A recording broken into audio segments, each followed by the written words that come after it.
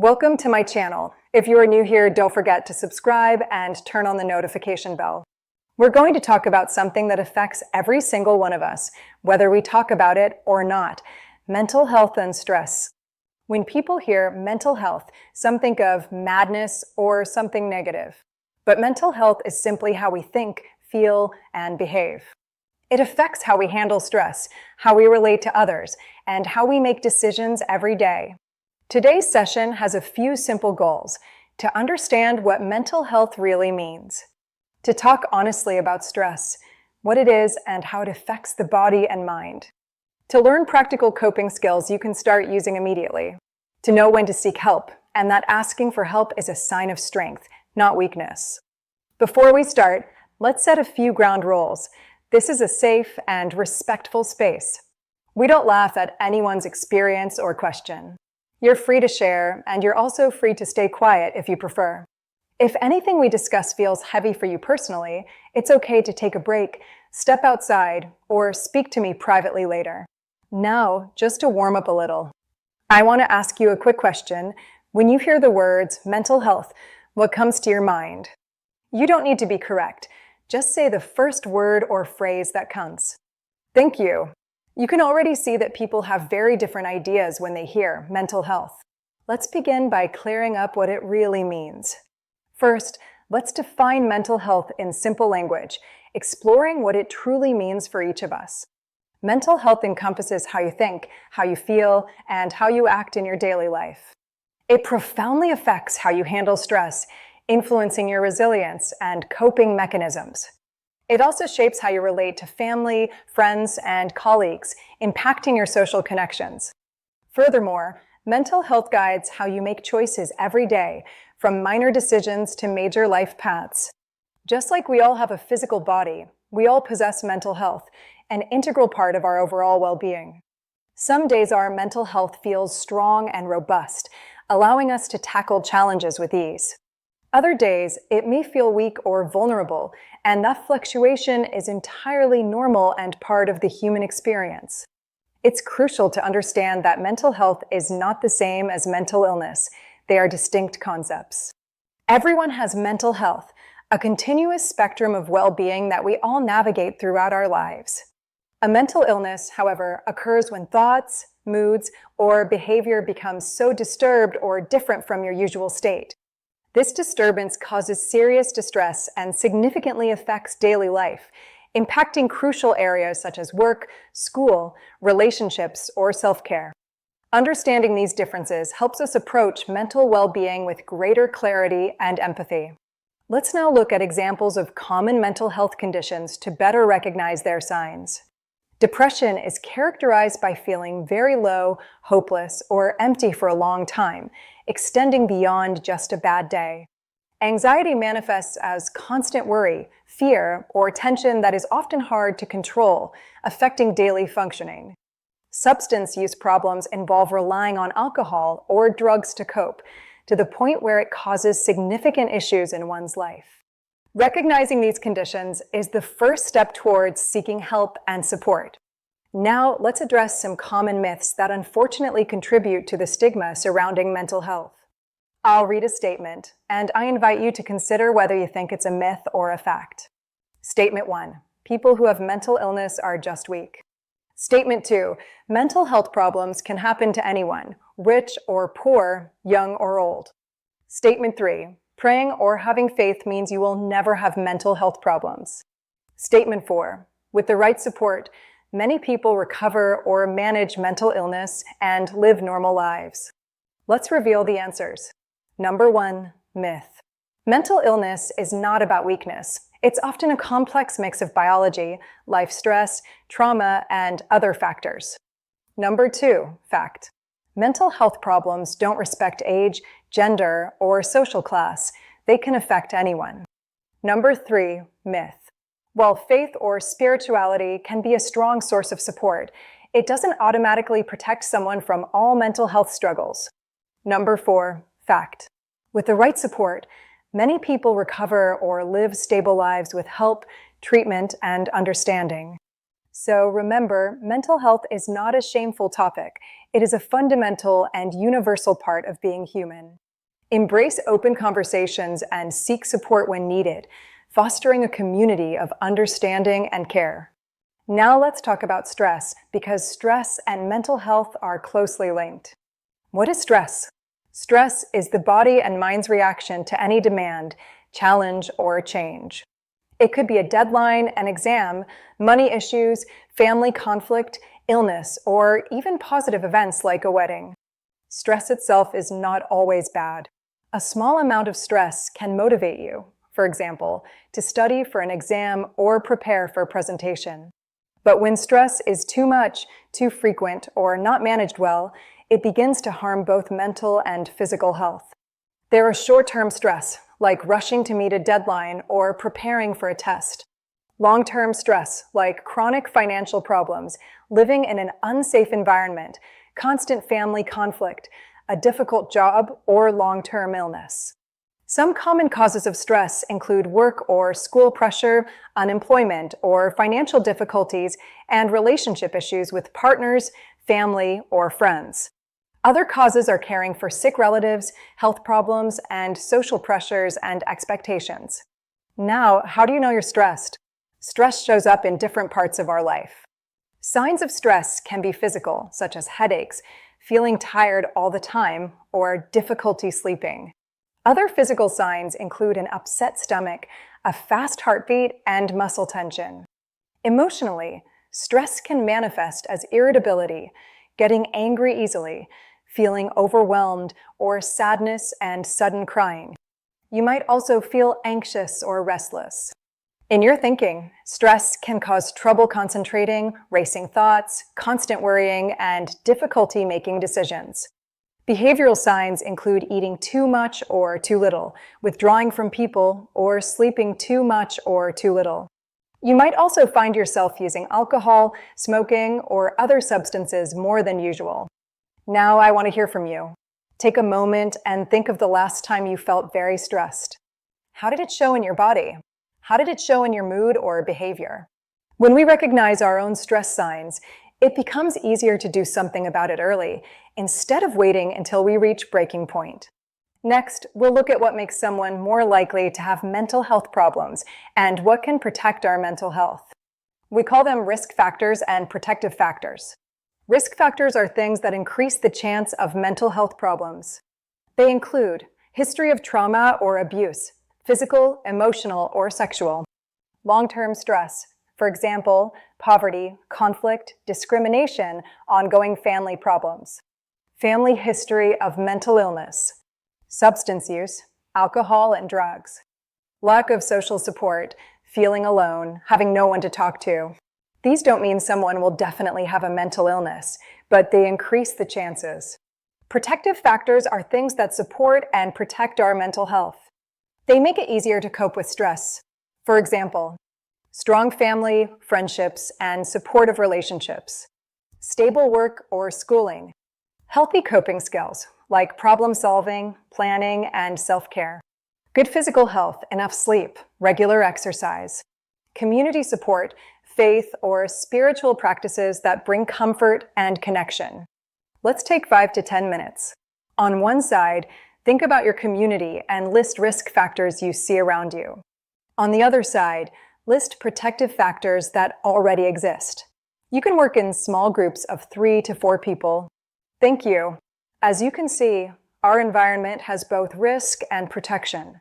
Part of our job as individuals and as a community is to reduce the risks we can influence and strengthen the supports that protect mental health. Now we move to the practical part, how to manage stress in everyday life. We'll start with the body and lifestyle, things like sleep, movement, food, and relaxation. Sleep is one of the most powerful tools for mental health. When you don't sleep well, your mood is unstable. You become more irritable and anxious. It's harder to focus and remember things. Some simple tips for better sleep. Try to sleep and wake at similar times every day. Avoid very heavy meals, caffeine, or energy drinks late at night. Reduce screen time at least 30 minutes before bed. Create a short relaxing routine, like reading, gentle stretching, or quiet time. Movement is a natural stress reliever. When you walk, stretch, dance, or do simple exercises, your body releases chemicals that improve mood. Stress hormones reduce. Your sleep and energy improve. You don't need a gym to move. You can walk around your area. Use the stairs if it's safe. Dance to music at home. Do simple exercises in your room. Aim for some movement most days of the week, even if it's just 20 to 30 minutes. What you eat affects how you feel. Skipping meals can make you tired, dizzy, and irritable. Too much sugar and caffeine can cause energy spikes and crashes.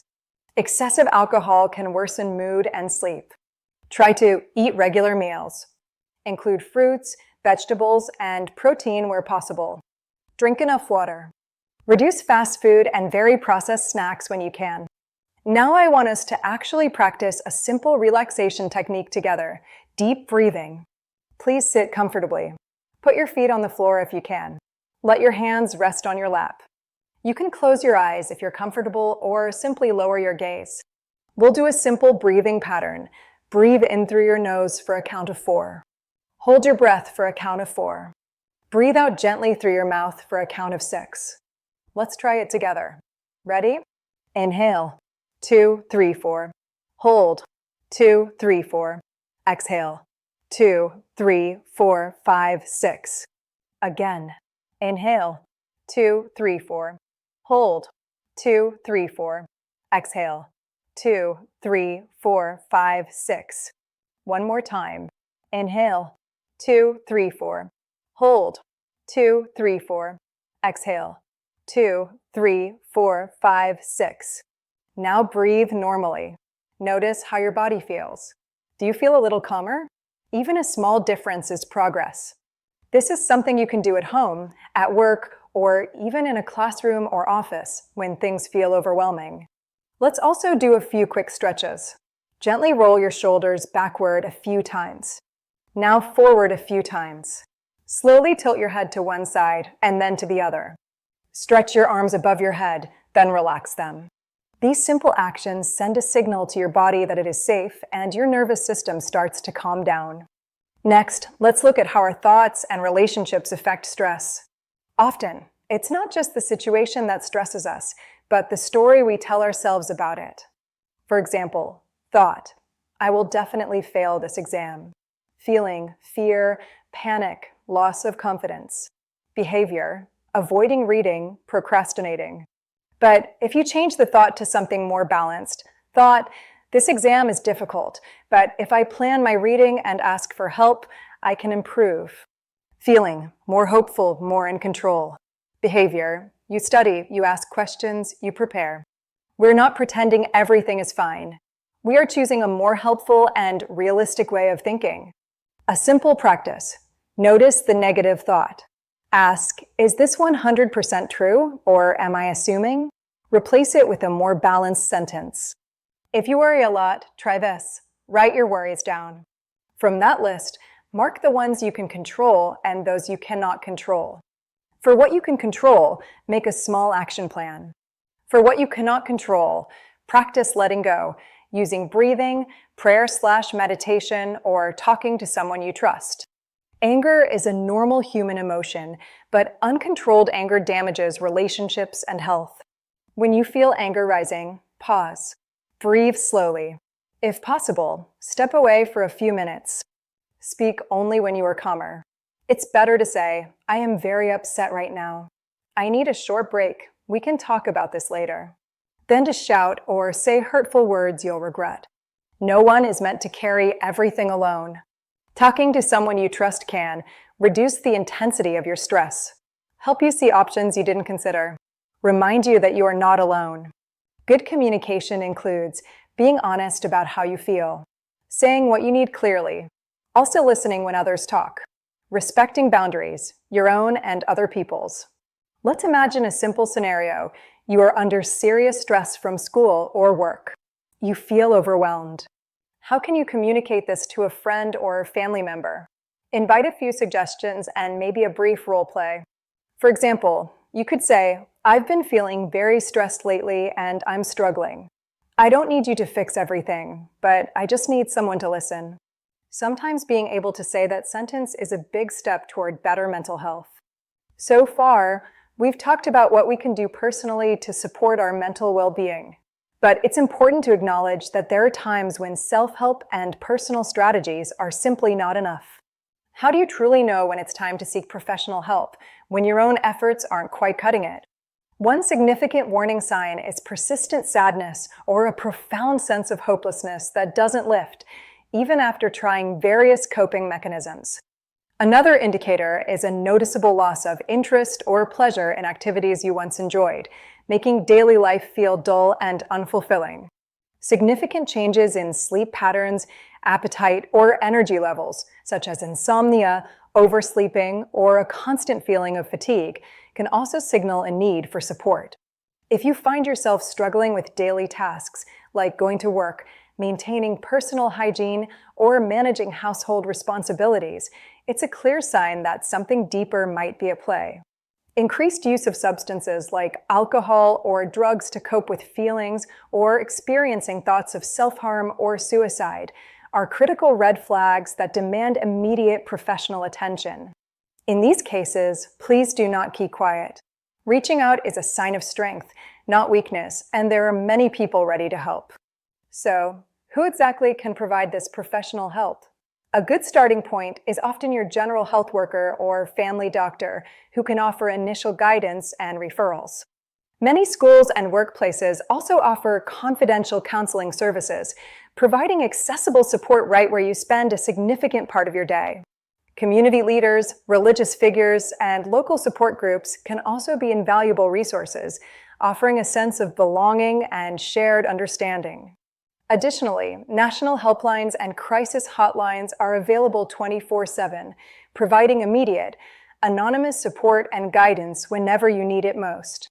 When you decide to seek help, what can you expect from the process? Typically, it begins with a conversation where a professional will listen to your concerns without judgment. They will ask questions to understand your situation better, helping to identify patterns, triggers, and the underlying causes of your distress. Based on this assessment, they might suggest various approaches, such as counseling, therapy, or, if appropriate, medication to help manage symptoms.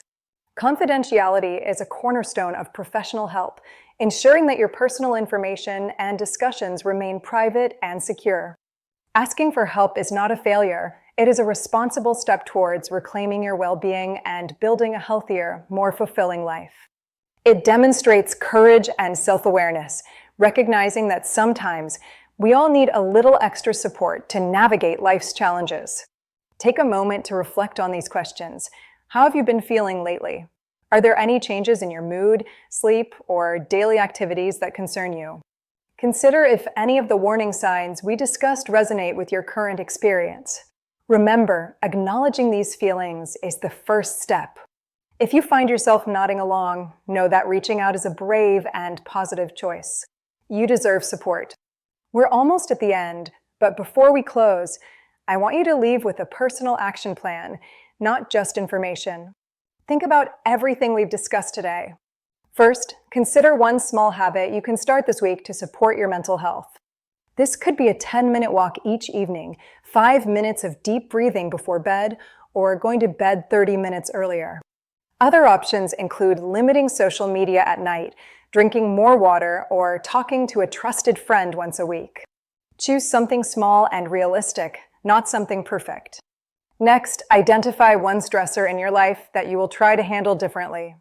Perhaps you will start planning tasks earlier instead of waiting until the last minute. You might speak honestly with someone about how you feel, or ask for help with responsibilities instead of carrying everything alone. Another approach is to set a boundary and say no to something that is overloading you. Write these two things down, your new habit and the stressor you will handle differently. Before we take questions, let me repeat a few key points from today. Mental health is an integral part of your overall health. Stress is normal, but too much unmanaged stress harms both mind and body. Simple daily habits like good sleep, movement, healthy food, relaxation, and talking to someone can greatly protect your mental health. Remember, you are not weak for struggling. You are human. Asking for help is a sign of strength and wisdom. Now, I'd like to hear from you. Do you have any questions about anything we discussed? Is there a specific situation you want more clarification on? Thank you for your time, your attention, and your openness today. My hope is that after this session, you will be kinder to yourself, recognize your stress earlier, and use the simple tools we practiced. Also, support others around you who might be struggling. Please remember, you don't have to carry everything alone. Thank you, and I wish you peace of mind and good health.